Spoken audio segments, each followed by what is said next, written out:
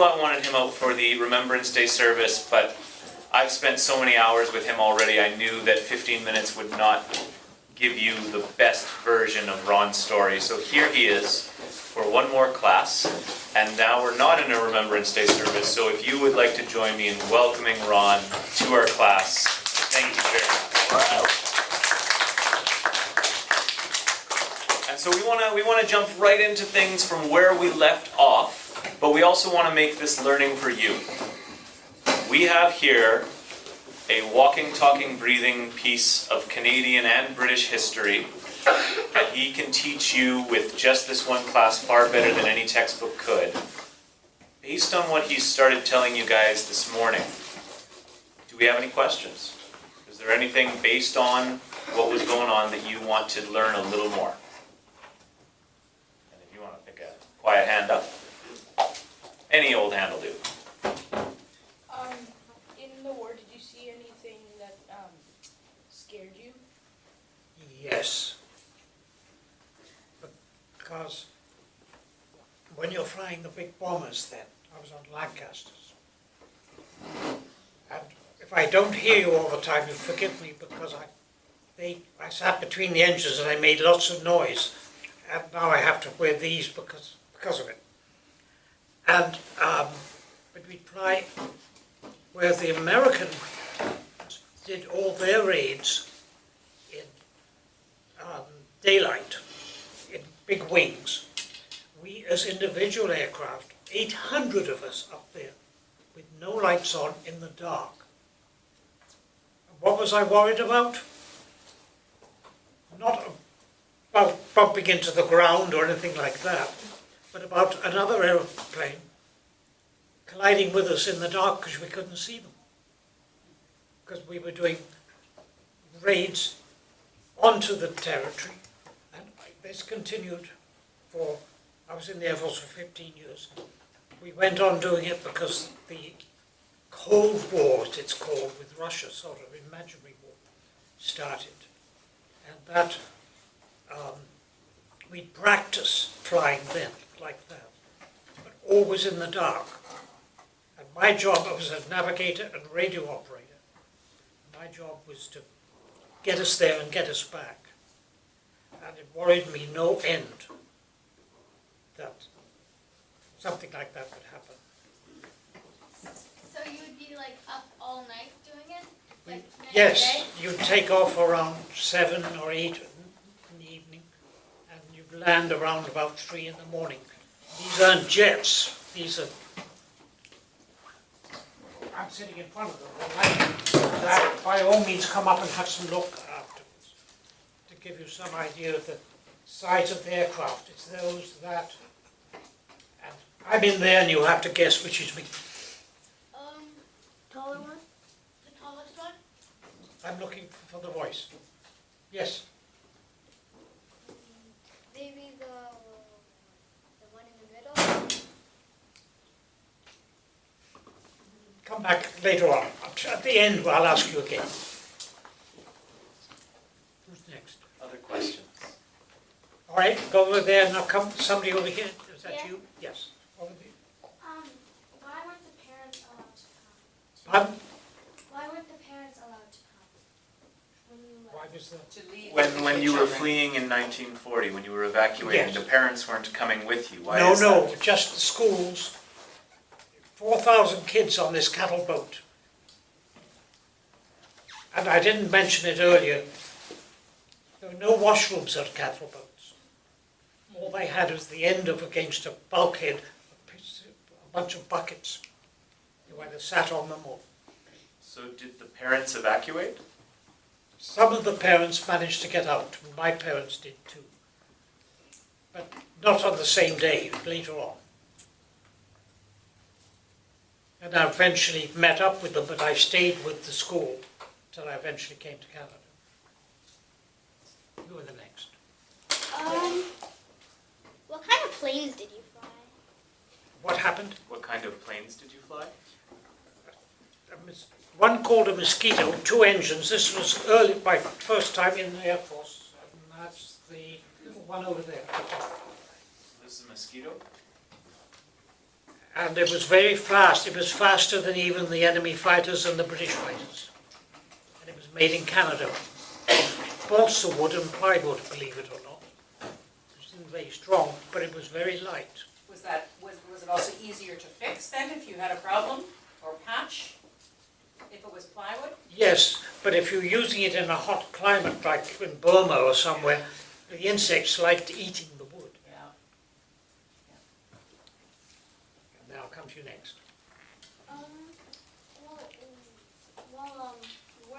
What place did you come in Canada when you? Did I come to? Yeah. Well, I came to Winnipeg. And then when I joined the Air Force, halfway through the war, I went to Calgary, and then to Quebec City. Calgary for radio operating, Quebec City for navigation, then Nova Scotia, and then over to Europe. How old were you at that time? How old were you at that time? I joined the when you Air came to Force on Canada? my 18th birthday. Wow. Yes, I was going to ask you next, that's right. Did you see any Spitfires or Hawker Hurricanes, or did you get in the cockpit of any of them? I saw them, but not fighting. But you often on the ground saw the vapor trails, which you get much more in England than you get here.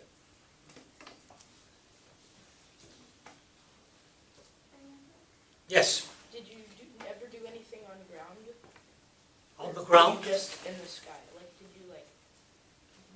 Did you do any fighting on the ground, or did you only do it in the sky? No, I never met fighters. I was very lucky. I was in the, by the time I got to flying over Europe, it was very late in the war, and there weren't that many fighters left in the enemy troops. I was lucky in that way. Yes. What did you learn from the time when you were in the army? What did you learn from your time in the Air Force? How to cope on your own and not feel confident enough that you couldn't turn to somebody and say, how do I do this? Because when you're in an airplane up there and you're the navigator, there's nobody else to ask. In the same way, I always had a big bag of navigation materials, because if I left anything at home and I was trying to study the stars to navigate, and I forgot to bring the star book, I couldn't study the stars. I could look at them, but I couldn't do anything with them. I'll come to you next. How much badges did you get? 3.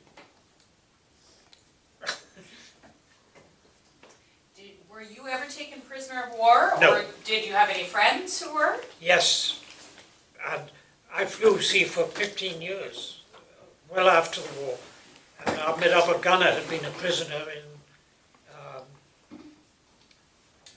Malaysia when it was occupied. Yes. What emotions did you all feel during that time? What? Emotions did you feel during your time? That I was flying? Yes. I was so busy trying to make out where we were and telling the pilot which way to go that the emotions didn't get into it then. But what I found really hard, because I was not only navigator, but I was also bomb aimer, even if it was on practice exercises, we were dropping the bombs on a practice target in the dark. And I'm sitting up front, and then I can't see anybody, but I know there are 800 of us out there. I can't see anyone. Where are they? And all more or less at the same height, but just a little differences. How did you get your plane ready? What were your responsibilities before you went out on a flight? You have ground crew that get it already. You've Okay, got but there must some have been some things you had to do too. my job, you'd have a briefing before you go fly. You go into this big room like this in a way, but even bigger, and then they then tell you where you're going, and only then did you know, because it was all closed doors, where you were going. Then you'd start, they'd uncover a map on the wall, and then I'd start plotting all those things onto a chart, knowing that that's where I had to take the crew. I had to get them there and I had to get them back. So I would take the navigation books, but mostly my knowledge. You'd be briefed on what the weather was going to be like, what the winds were like. So, because when you're flying, you don't just go there. You're affected by the wind. You know, wind moves along and it pushes you off course. So the wind's coming this way and you're going that way. You've got to steer a bit that way into the wind to keep on the track you should be. Does that answer it?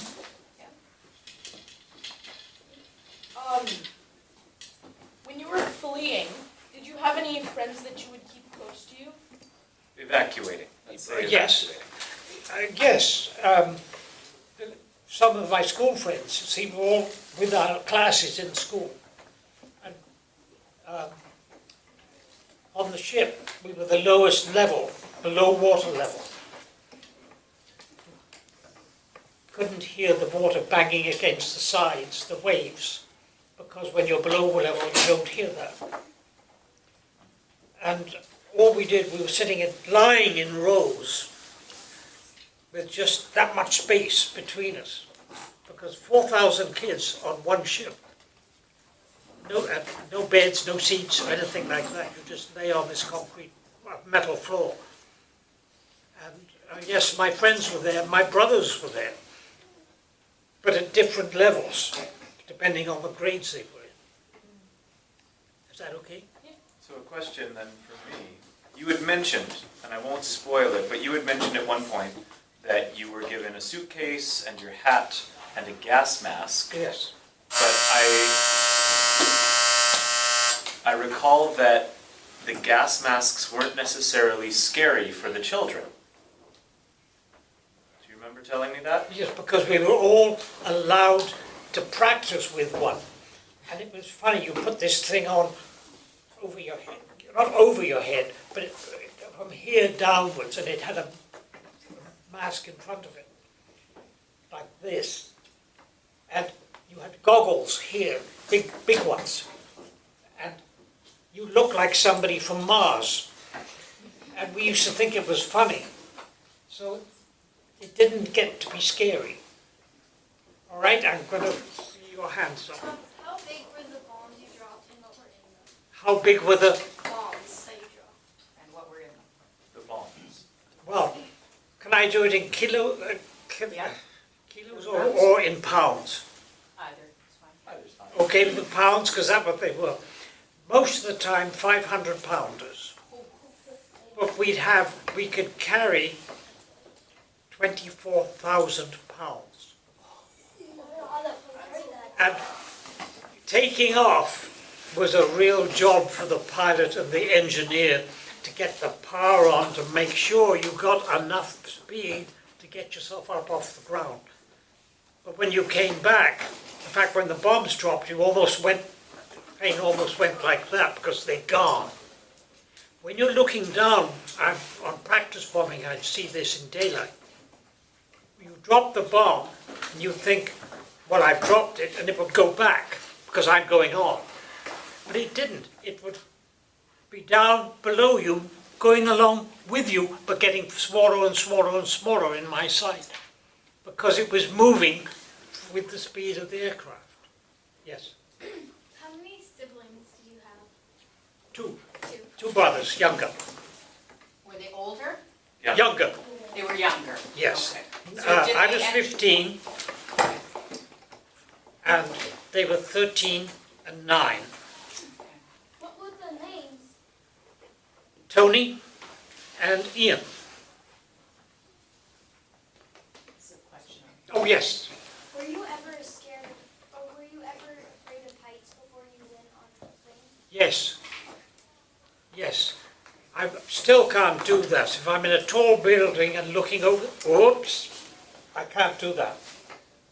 It's strange. In an airplane, it didn't give me trouble. So did you get used to it then, obviously? I think it's because you're not fixed to something. You're part of it. You're moving with it. You don't notice it as much. Yes. Do you know where your brothers live? My which? Your brothers. Tony and Ian. I know, Yes. but where do they live? Did they stayed in the school as well with you, and then Yes, did they go yes. to Winnipeg? Yes, they grew up in Winnipeg.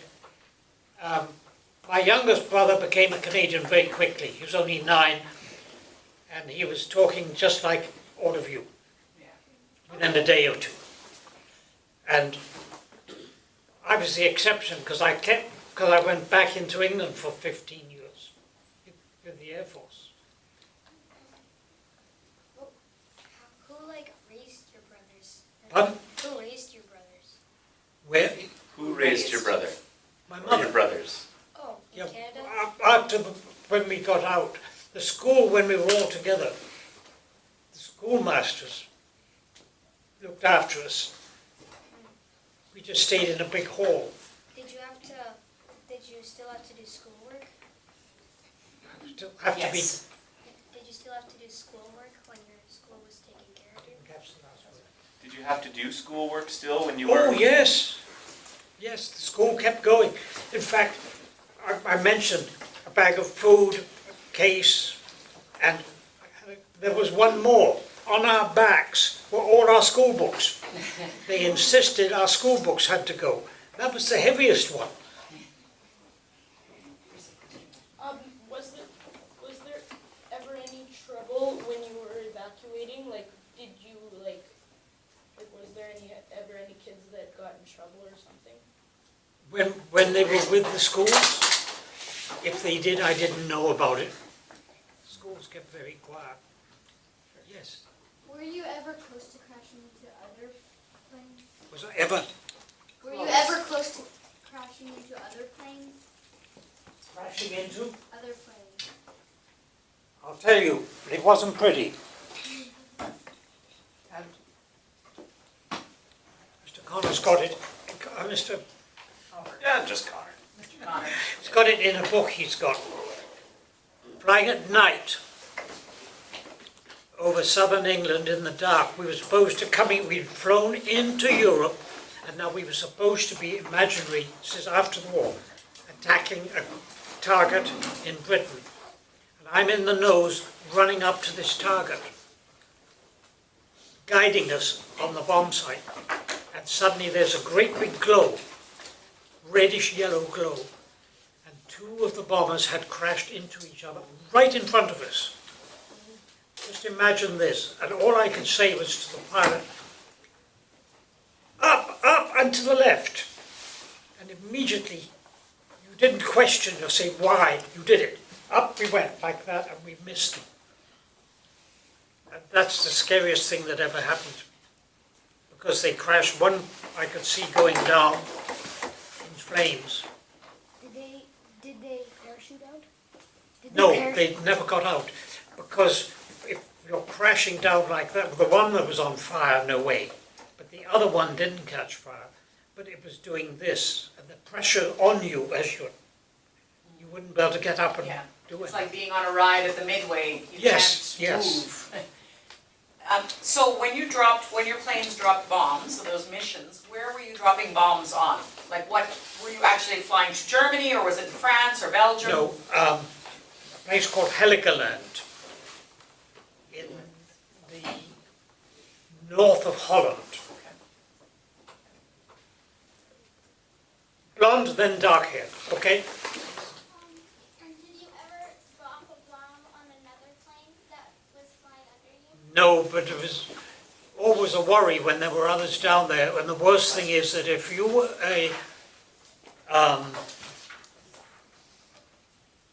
what they called a pathfinder, you'd go in low over the target, which I wasn't doing. But if you're going low over the target and directing the other bombers where to aim their bombs, all these bombs were coming above and you were down below. And it worried them no end. So I never dropped a bomb on anyone. But I'd like to say I'd always drop them on the target. I've missed the target too often. And then I'll come to you. Were you scared to leave your younger brothers, or did you know that they were going to be taken care of? Was I scared? To leave your younger brothers when you started joining the Air Force? No, because we were living by then with my parents in Winnipeg. So I was in the Canadian Air Force for 3 years, then the Royal Air Force for another 10. You said you were in the Air Force for 15. Where went the other 2 years? I was 15 when I was 15 when I left Guernsey. I was 18 when I joined the Air Force. I heard you say that you were in the Air Force for 15 years. Yes, 13 years, no? 15 roughly, yes. Okay. Yeah. What happened to the other 2? Oh, that was during the training time. Oh, And an hour, some months between the Canadian Air Force and the British Air Force. So after the war, did you ever have a chance to see firsthand the damage the Allies had done on the Yes, ground? I'd been to Germany before, and they showed me very much the damage that was done. that you made? Yeah. Hmm? That you made? No, The other people. What are navigating Lancasters? Well, so Lancaster is the type of plane that you Yeah. worked with. What kind of things do you still have your... Well, I have a page here, but you have also brought the book, the navigation log. And so the log was one of the most important parts of your job, yeah, would you in say? this book of all the flights you take, you record them, name of the pilot, the name of the number of the aircraft, the time and the date, and where you were going and so on. I put these on for you, just if anybody wants to come up afterwards, or we'll pass it around, whichever you like. So that right there is the only logbook you ever had? Yes. It takes quite a long time to go through it, but if I'd gone on to 25 years, I might have had a second logbook. It's getting old, as you can see. I sometimes must look over here, because I'm talking to everybody over here. Hello, folks. Oh, do you want to, can you show us like one page of it, so we can see like how you would vote? It's on the board there. We can look at it later. Yeah. All right. Let me find a page. Oh wow, that's so cool. That's the same page as is on the screen. Was I reasonably tidy?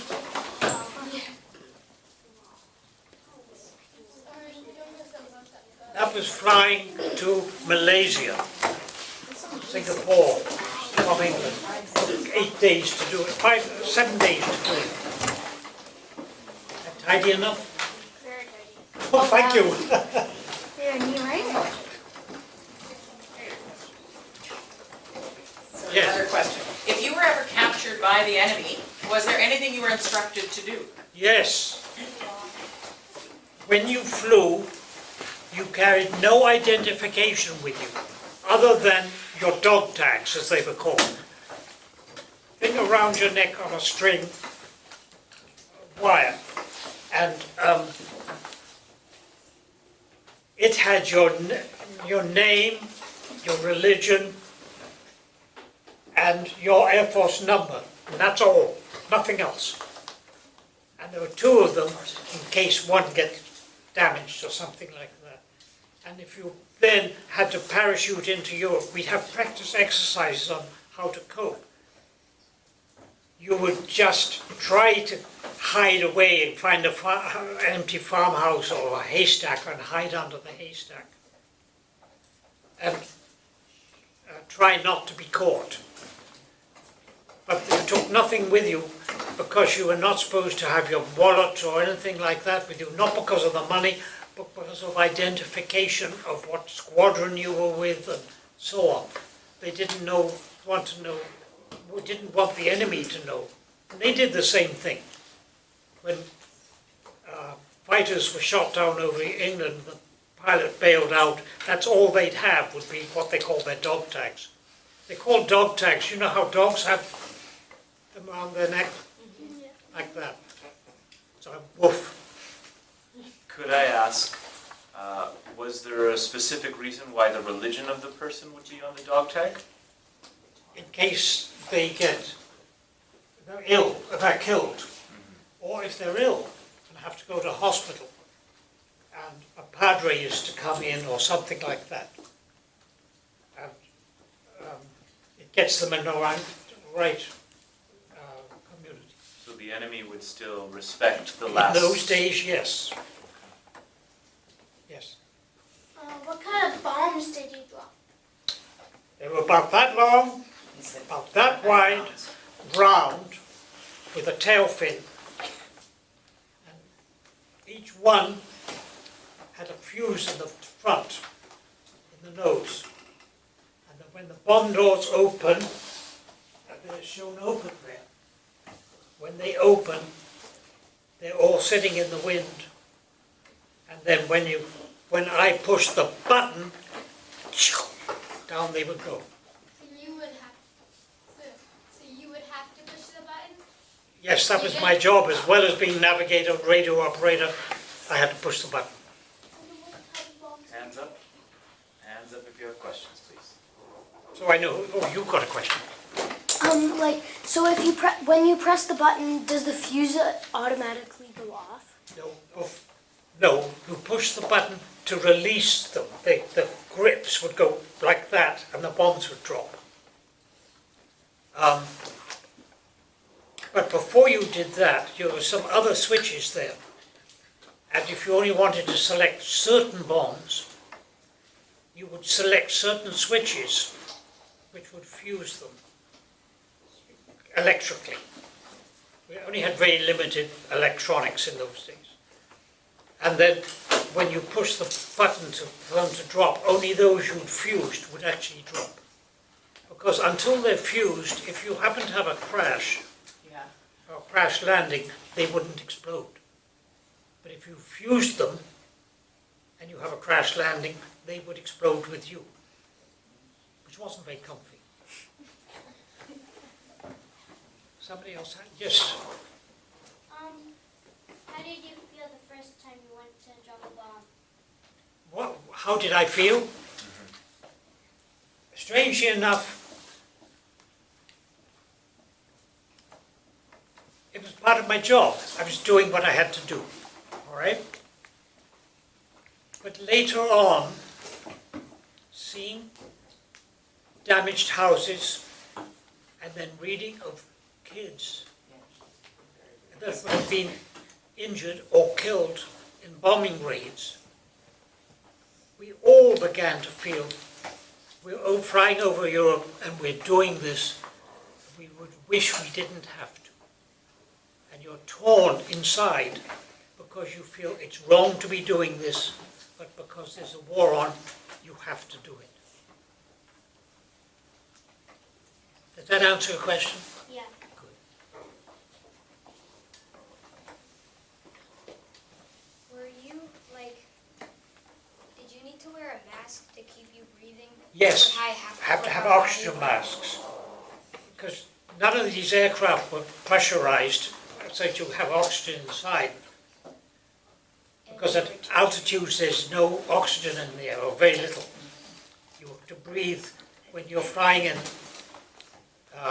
Air Canada, WestJet and so on. They bring oxygen in, they carry oxygen in the aircraft and they bring it into the cabin. It's all sealed. But all of these wartime bombers were the framework and a piece of metal between you and the outside, nothing else. So they could be very cold, because it gets colder as you go up. Does that answer, that was your question, wasn't it? Yes, good. Yes. How many people were usually in your planes? 7 in a bomber. All right? And Pilot? the weight of the bombs. Fun? And the weight of the bombs. And the weight of the bombs. Yeah. Pilot, and the engineer, me as navigator, radar operator, radio operator, then later on a radio operator, and then 2 at the back, 2 gunners, a rear gunner and a front gunner. So that's 1, 2, 3, 4, 5, 6, and 7 if you happen to have a separate bomb able, which was almost never.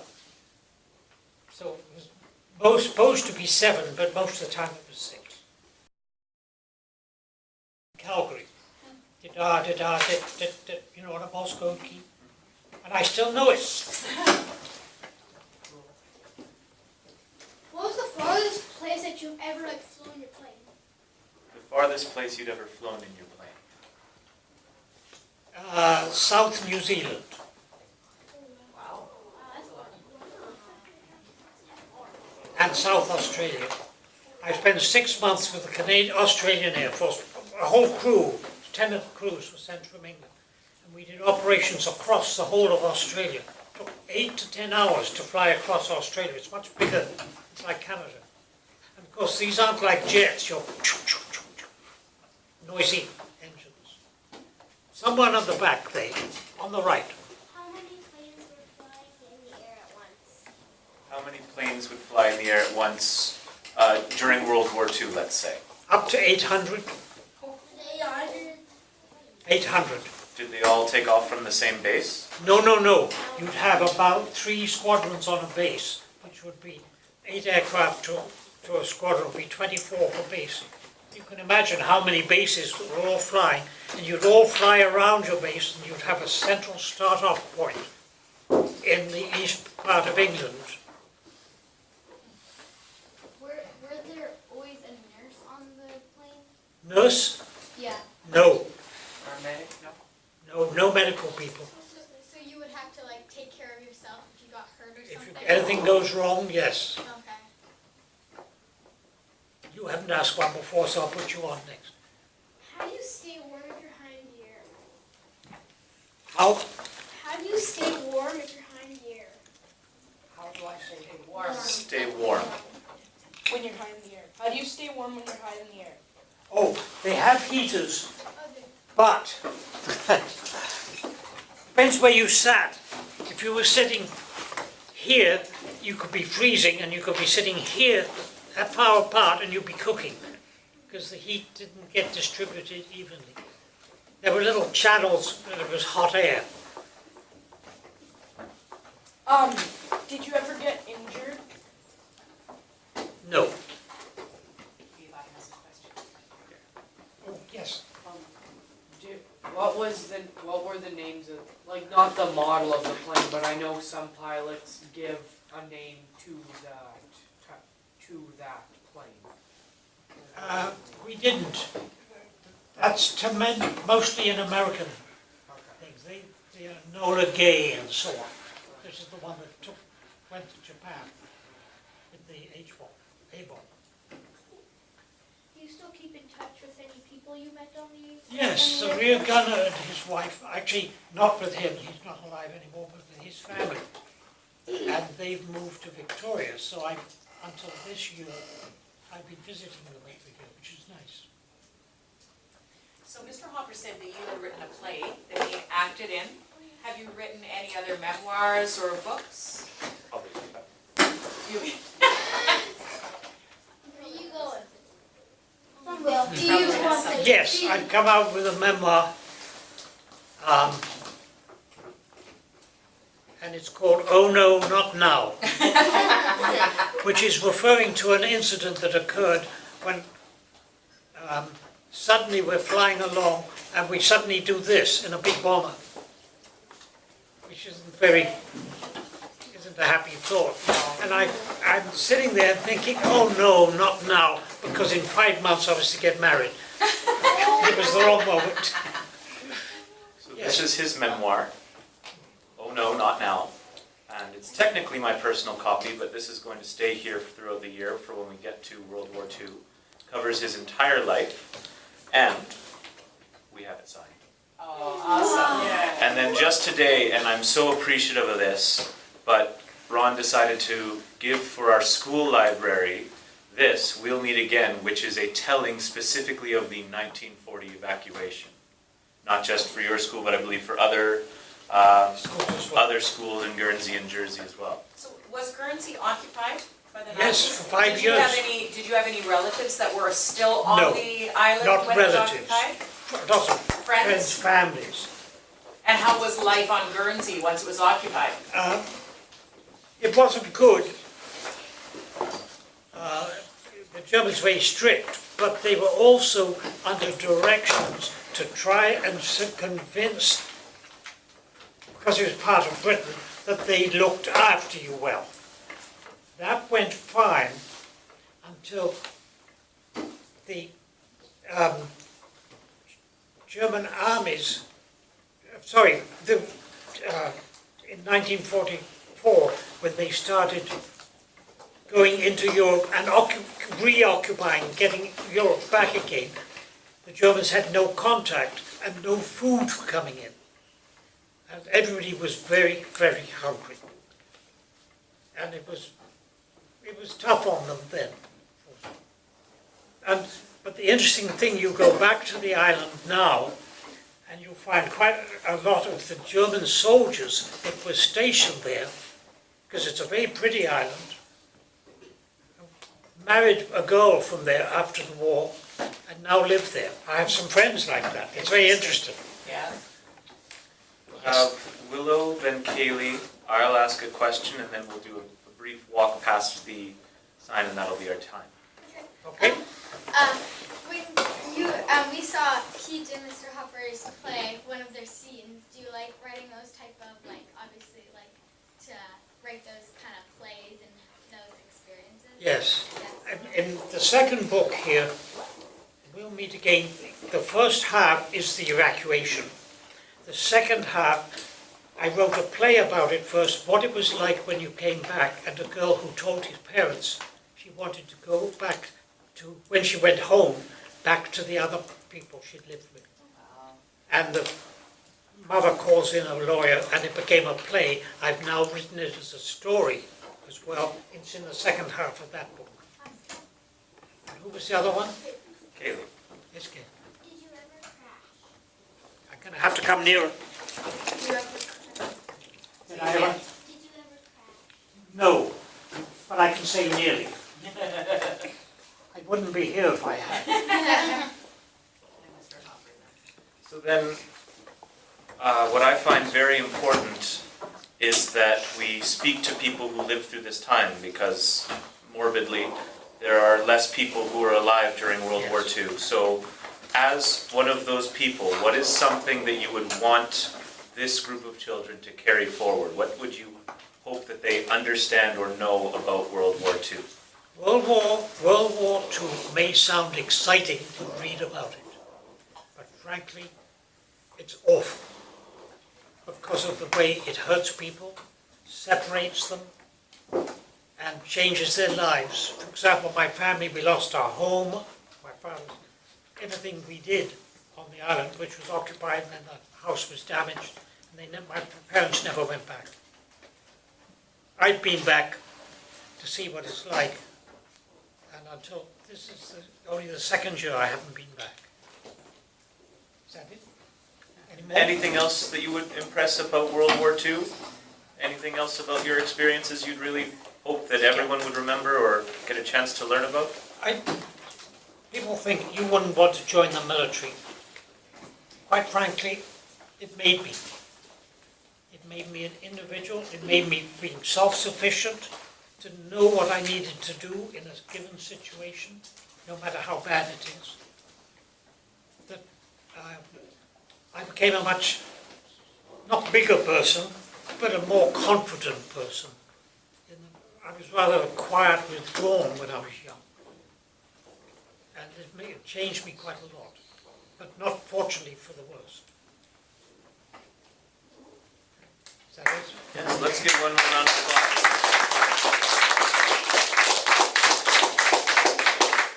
Thank you so much on behalf of the students here. Thank you for inviting me. I